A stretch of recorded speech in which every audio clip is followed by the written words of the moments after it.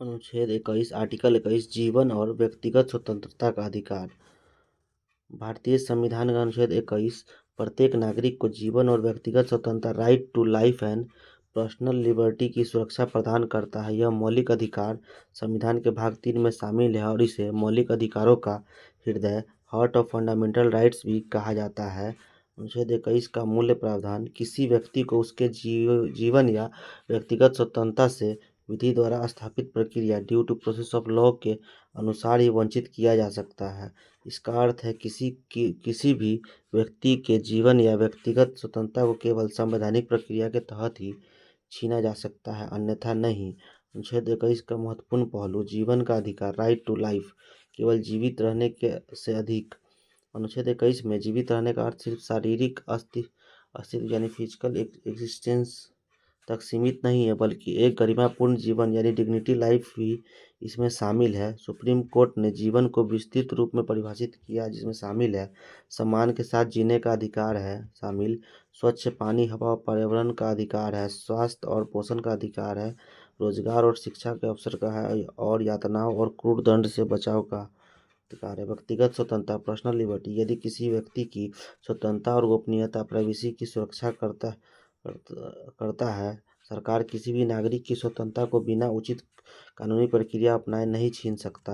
अनुच्छेद 21 के अंतर्गत महत्वपूर्ण अधिकार और उसका मामला गरिमापूर्ण जीने का अधिकार मनोज सिन्हा बनाम बिहार राज्य 1984 में जो हुआ था। स्वच्छ पर्यावरण का अधिकार MC मेहता बनाम भारत संघ 1986 में। प्रदूषण मुक्त और जल मुक्त वायु का अधिकार सुभाष कुमार बनाम बिहार राज्य 1991। गोपनीयता का अधिकार राइट टू प्राइवेसी पट्टा स्वामी बनाम राज्य संघ 2017 का।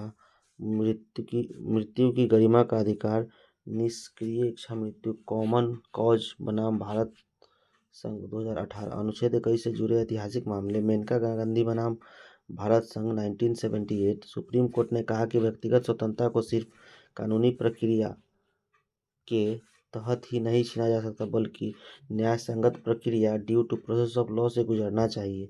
इस फैसले के बाद अनुच्छेद 21 की व्याख्या और व्यापक हो गई। केस पट्टास्वामी बनाम भारत संघ 2017 गोपनीयता का अधिकार। सुप्रीम कोर्ट ने यह निर्णय दिया कि गोपनीयता प्राइवेसी भी अनुच्छेद 21 का हिस्सा है। इस फैसले के बाद आधार कार्ड, व्यक्तिगत डेटा सुरक्षा आदि के से जुड़े कई कानूनों को प्रभावित किया गया।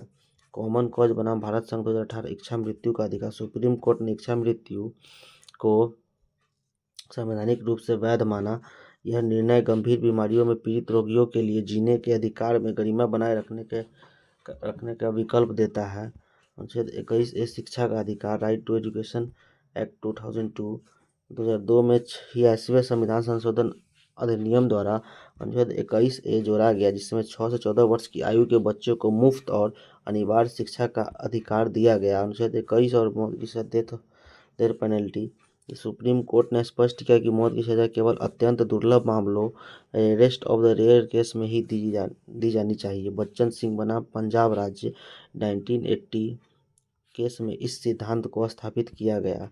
निष्कर्ष अनुच्छेद 21 भारतीय संविधान में सबसे महत्वपूर्ण मौलिक अधिकारों में से एक है। यह सिर्फ जीवित रहने का अधिकार नहीं देता, बल्कि गरिमा के साथ जीवन जीने, स्वास्थ्य, शिक्षा, पर्यावरण और स्वतंत्रता के जैसे कई अन्य महत्वपूर्ण पहलुओं को भी सुरक्षित करता है।